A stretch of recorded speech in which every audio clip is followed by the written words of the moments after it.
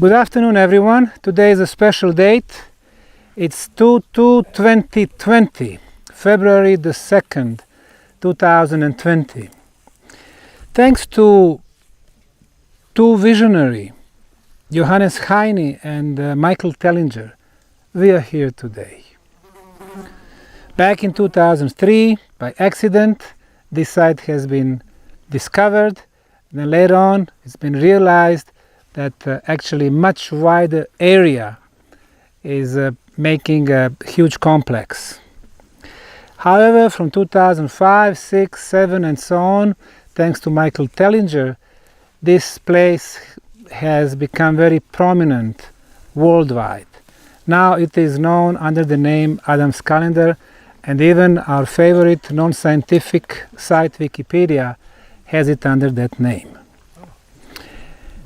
Adam's Calendar is a megalithic site.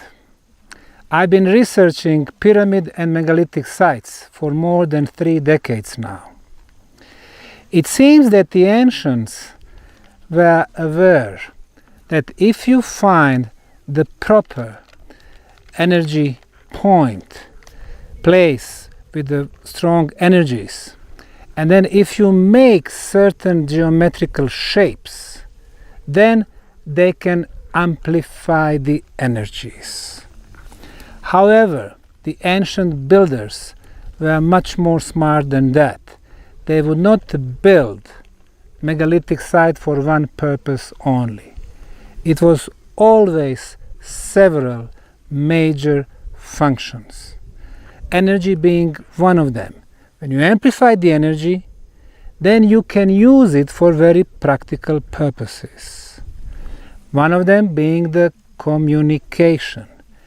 Another one, forming such energy fields that are beneficial for humans, or in wider terms, for all beings. So self-healing being one of the properties.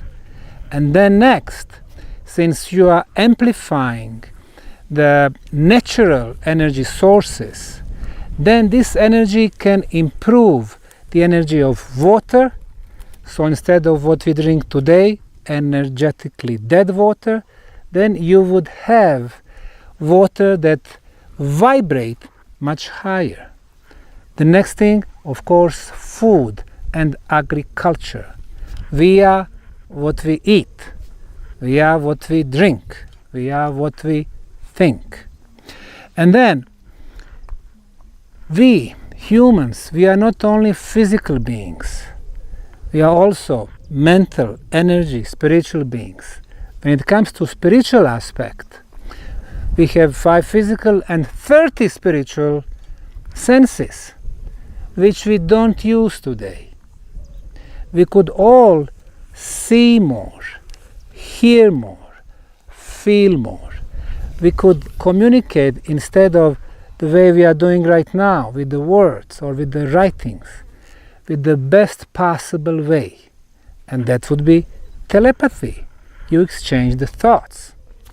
The next thing, we could move the objects with the power of our mind. And that would be telekinesis. And finally, we even have ability to move through space and time.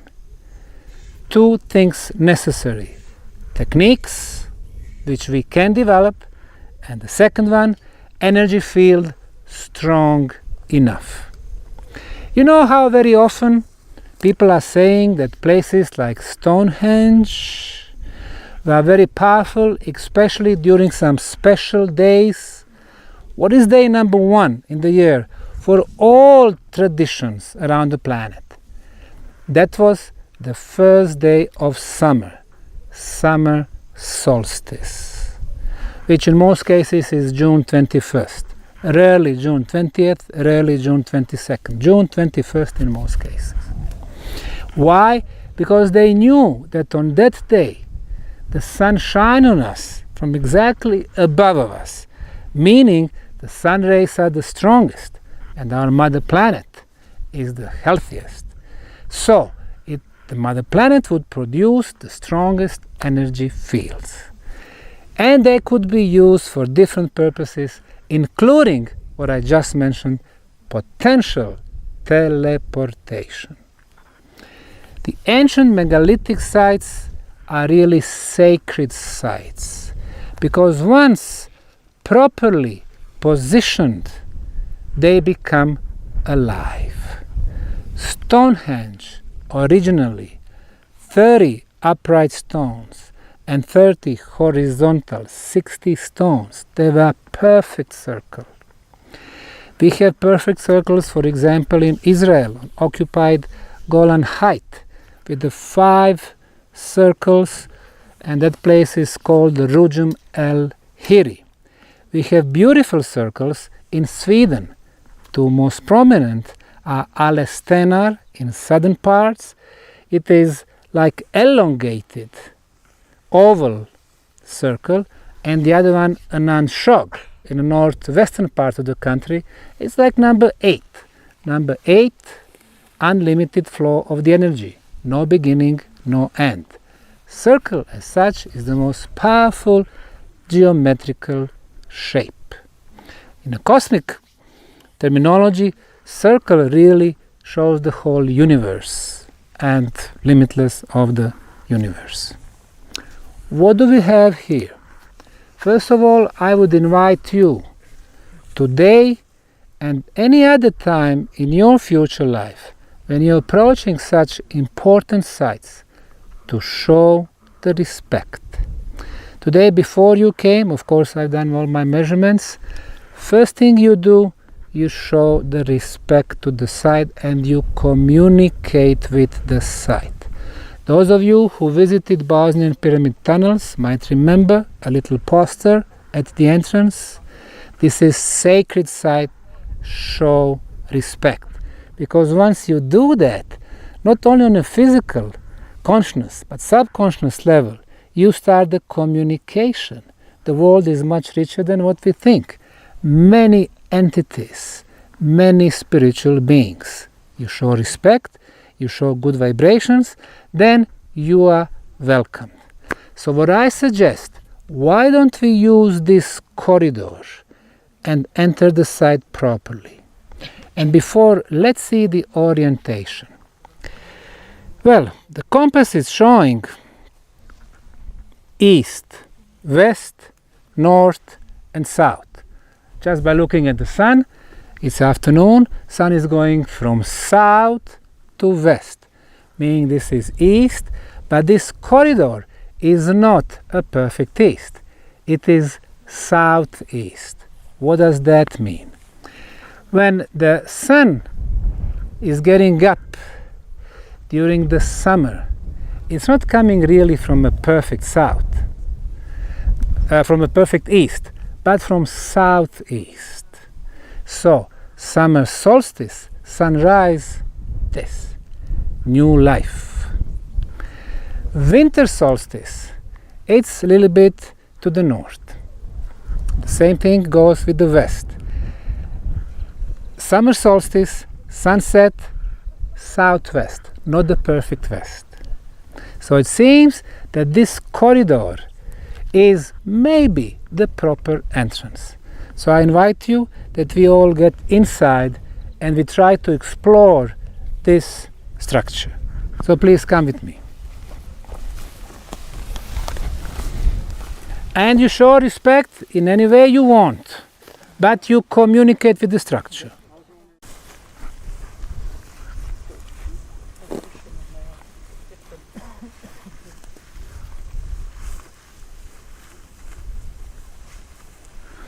So we are entering the megalithic structure. It's called Megalithic Circle. However, when we look around us, we really don't see a perfect circle. Like when you are in Stonehenge, even though it's badly damaged, we can imagine that the circle was there. Many other megalithic circles, northern Bangladesh, the places where you would not expect it, Pakistan on 3 different places, Senegal, United States, Mexico, and many other countries. But as far as the megalithic structures, of course, the most of them are in Europe. The most famous, besides Stonehenge, Avebury Hill, extremely important. Over there we don't have just one circle, but 3. In Stonehenge, the biggest blocks reaching 75 tons. Avebury Hill, even though it's been badly damaged, we can see the magnificence of that site. But many other stone circles in Wales, in Scotland, in Ireland. In Western Europe, the first place, of course, Carnac, in Western France. We have 6,000 megaliths, some of them making the lines, some of them we have like menhirs, individual blocks, some of them making the combination of the vertical and horizontal blocks with the tabletops, which in archaeology is called dolmens. So people in the past were obviously playing with the big blocks, making certain geometrical figures. Now, what do we have here? We don't have one megalithic circle. Originally, this structure was much more complex. Now, what we see here, the lane behind them, actually we can follow one of the circles, you see? 1, 2, 3, 4, and you see behind Dirk, 1, 2, 3, 4. Behind is the second one, and Michael is standing on the outer circle. So actually we had 3, but not all the way. So please follow me now. Let's follow the circle. So the circle was going this way. You see this stone? It was not laying on the ground originally. It was right here where I'm standing right now. This one also, the longer part, right here. And this is the major section in Adam's calendar. 1, 2, 3. But 2 is very important. Those 2 were one next to each other. Why those pairs? This is probably very specific to this site. On other places, when people were playing with the astronomy, when they wanted to show the connection between our solar systems and some other stars, or between our planet and our sun and the moon, they were using just one megalith here, one in the center. Here is totally different scenario. Why? We have 2 major blocks in the center. That's one thing. It gives the authors, the original builders, more space to play with the movements and directions.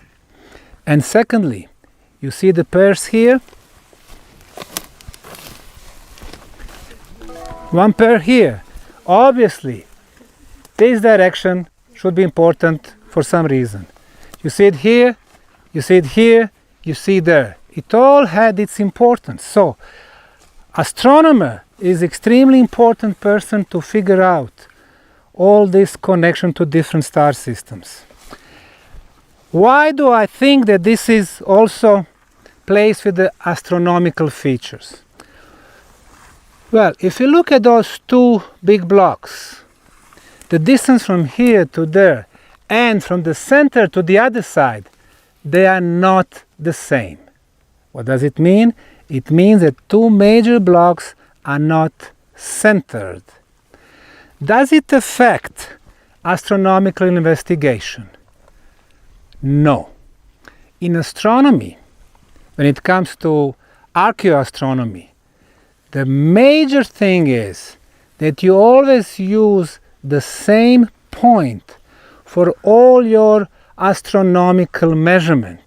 So if you are looking for the movement of the sun during the summer solstice, sunrise and sunset, you always use one point. You cannot use one point for summer solstice and that point for winter solstice and that one should play at this. Always you have to have one central place, which does not necessarily have to be in the middle of the circle. And this place, no doubt, that was the central place. And all the measurements, all the astronomical observations were done from that place. So imagine this guy standing right here, continuing the circle, that one also, and this one also. And now we are coming to very important geological feature. disregard the surface when we are thinking about the type of the stones. So if we go back to geology, if we forget for the moment fossils, what we can see here, freshly broken piece, it looks like a black granite. And as a matter of fact, dolerite has one of the nicknames, black granite. Now the granite situation is very present in Egypt. Probably some of you went to Aswan, which is the biggest place where the granite blocks were moved from. So granite, dolerite, and diorite, they all belong to the same family. They are very hard stones. They are stones that they can stay outside for the outer use for very long time. So they are ideal to make this megalithic structure here. Now, this block, when it comes to the porosity, it is about 2%. I was doing measurement, it was from 1.4 to 2.7. So it's about 2%, and this is what you would expect from this type of the material. But when it comes to hardness, if you take our concretes today, they are on the scale from 10 to 60 megapascals. 60 megapascals are excellent quality concretes that are made in Germany and the United States, 10 to 60. But when we are nowadays building huge skyscrapers, we need to get something even better quality. When the biggest skyscraper in the world was built, and that would be Burj Khalifa in Dubai, they managed to get to 115 megapascal. So it was extremely hard and excellent quality concrete. When it comes to dolerite, the values are about 40. So our regular concretes 10 to 60, this is 40. The best quality concrete ever achieved on the planet is measured on the Bosnian Pyramid of the Sun, and it in Bosnia, of course, and it is reaching 155 megapascals. So this is science. This is, the values that we are getting comparing different sites. So let's move on. Let's get the full feeling for the circle. Come with me. And try to train your eye. When tomorrow go to another site which is also damaged, then you try to think how it was originally. Look, the stones are here. Look, and look how whenever is the longer side laying on the ground, it means at one point it was standing up. So let's just follow the circle. Follow the circle. This one, they moved, it was a smaller, they got it all down. We follow the circle. Follow the circle. Here. Oh, this is beautiful picture. So we are making a circle. That's good. That's a sign of respect for the site. This big guy here, obviously it was standing here. And we have alignment here. Okay. Southeast, northwest. So this is a summer solstice, sunset, sunrise. This line here. Very important. You see how the size was showing the importance also. So the major alignments, the huge megaliths. Just stay there, Sam. Just Yeah. I want to take this picture. Just look here. Yes, Beautiful picture. yes. Point at those rocks. Great, thank you. Dirk, are you with us? Wait a moment. Okay. You see the pile here? So this side here was very important, like the one over there. The one over there. So we have 4 major concentration, and they follow the cardinal points and the movement of the sun. Are you with us, Dirk? Now, why is the movement of the sun so important? Of course, for our planet, it's crucial. The sun gives us light. The sun gives us warmth. The sun gives us life. But also, the sun gives us knowledge. Now, this fourth element isn't mentioned today, but ancient traditions, especially Mayans, knew that. They were getting information from the sun. The sun was getting information from the center of the galaxy, Milky Way, and the center of our galaxy was getting the information from the center of the universe. It's not only about the warmth and the light, it is about the information. And then from our planet, it was going back. It was two-way information. So for the Mayans, the sun was the father because of the knowledge and because of the communication. And once on one megalithic site, you show how your father moves for the major 4 periods: summer solstice, fall equinox, winter solstice, and spring equinox. And especially if you show the location of the sun, both sunrise and sunset, you define your planet in the solar system. And when you add the lunar phases, the movement of our moon, now we have 2 major cosmic bodies that influence the life on our planet. So imagine you are coming from another solar system, coming to this one, coming to this megalithic site. So what you are seeing is the site that defines its own position in solar system in relation to the sun and the moon. So when you look from the above, you can get all this information just from the layout of the megaliths. Let's move on. As you're moving on, imagine 1, 2, 3 circles, a bigger concentration here. Why would I do something like this? Once you see the flat surface, obviously the foundation was here. It was, staying on this one here. Mind this metal peg here, guys. That's John Heiner's measurements, yeah. And then we have another structure here. But let's follow the outer structure. It's right over here. Outer structure. Follow me. This one was standing up.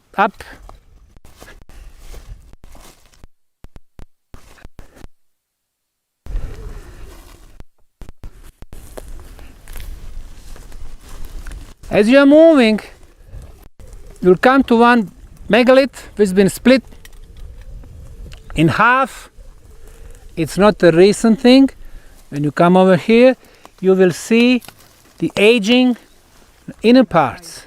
So this guy, those 2 pieces were standing here, making the pair like we have over there.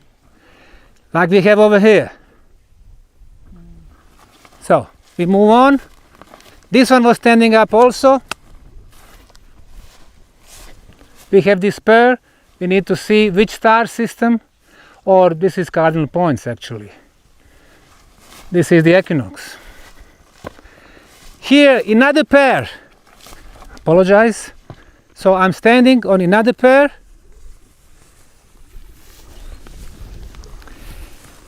When you want to disable the machine, what do? You move blocks from their original position. Instead of them standing up, meaning their energy flows is from below going up, now they are down. They don't do the function anymore. That's why they are laying in the grass today. And here we can see 2 circles.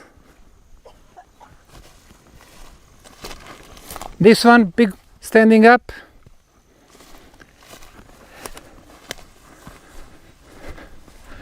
And then we are back in the middle.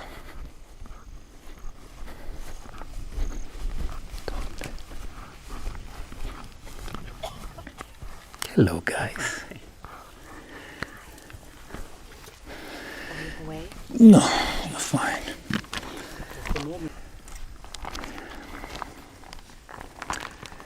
This is the first time I'm coming to Adam's calendar with such a beautiful weather.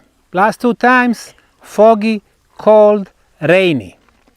So it has given me a good opportunity to do the series of measurements. And these are my results. As we learned yesterday, this machine measures the negative and positive ion concentration.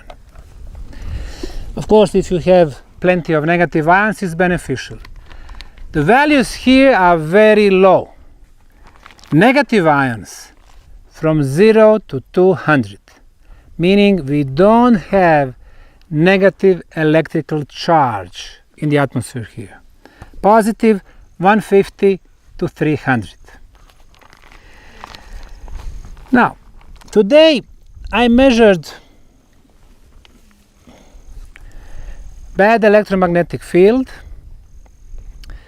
and the values are at 0. So we don't have bad electromagnetism here.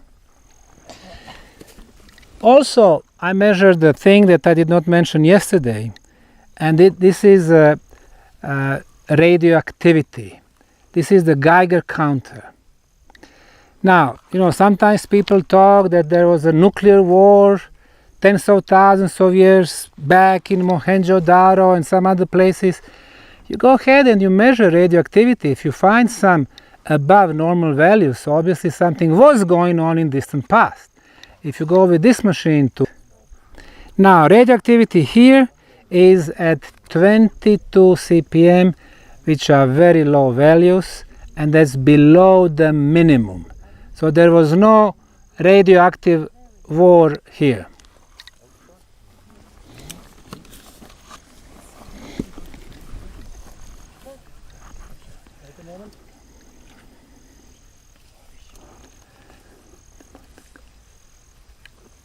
This is a multi-gas detector, which was measuring the values for oxygen, 20.9, nice, it's a beautiful ratio, and no poisonous or bad gases here. The next one, okay, I was measuring magnetic field. Now, magnetic field, the values you would expect in any city, town, village, or nature.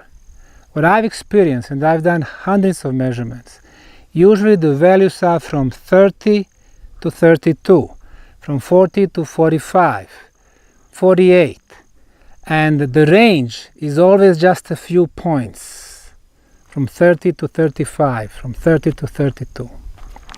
What I measured here really amazes me. The values, they go from 10 microtesla to 152. So we have this range. What does that mean? It means that we have a big magnetic anomaly here. So I've done measurement here in the center of the circle, meaning that those 2 blocks are still active, whatever they were doing in past. So maybe on the outer sections we don't have such values, but here it means that this is still magnetically very active and we have anomaly here. When it comes to the ultrasound, again like yesterday at the stone circle, I did measure occasional spikes which would go over 30 kilohertz, meaning that there is something that generates that spikes. Infrasound, over there values are what I would expect, from 19 to 27 hertz, so no anomaly over there. I did mention that using this digital moisture meter, I was measuring the porosity. It's between 1.4 to 2.7, meaning this is good quality rock. And this is what you would expect from dolerite. And the best for the end. This is experimental life energy meter. As explained earlier, we have the scale from 0 to 100. For example, the reference point, in this case, was my home. My home, it's about 20% on the scale from 0 to 100. Humans, as we measured several of you yesterday, they're anywhere from 65 to 80. Grass, it's about 35. The value for the atmosphere here inside this megalithic circle, read it. 38. 35. 35. Yeah, it's about 35. Remember the stone circle yesterday? 25. Our hotel, 20. Here is 35, meaning this place is more alive. And let's see this block for itself. What do you see? It's touching 40. It's between 40 and 45. Now these values, the highest values of dead object is measured in Bosnian pyramid tunnels, our ceramic block K2, 45. This guy is also reaching 40 to 45.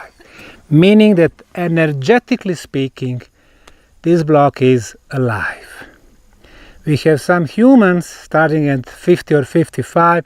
This is 45. This is almost alive like some human beings. What does that mean?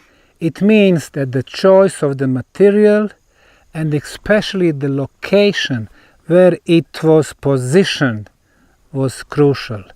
What do we have below? We need to figure out, but my experience, energy potent place. So we can have quartz crystal, we can have iron, we can have some other minerals, we can have some cavities. Cavities amplifies the energy.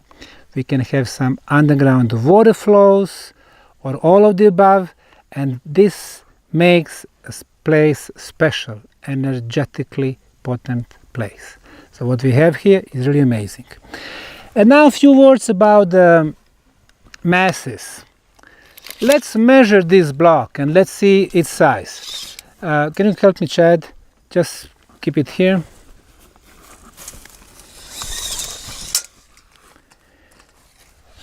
We have 225, and then here is about 160, so let's say 175 in average. The height 175. I know, 190 plus the broken piece 60, that's 250, about 30 centimeters at least in the ground. A meter at least. You mean meter? So it's about 3 meters. 3 meters by about 2, that's 6 square meters by 40 centimeters.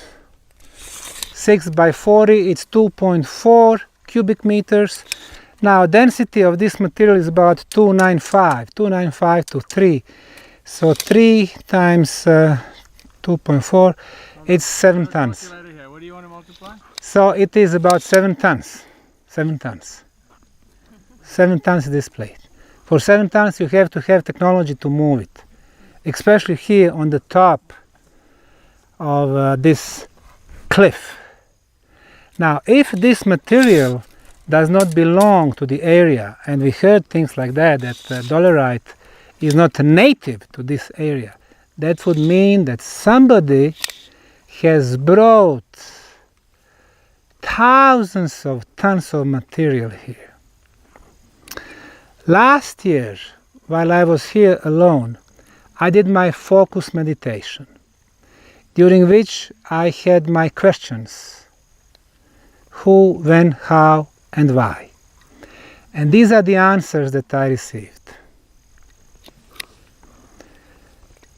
this was huge megalithic complex, meaning it's not just this circle here, huge megalithic complex.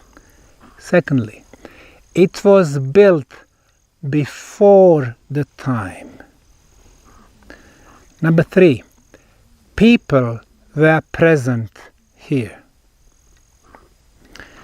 Number 4, when in function, it communicated with other energy machines on the planet, pyramids and megalithic sites.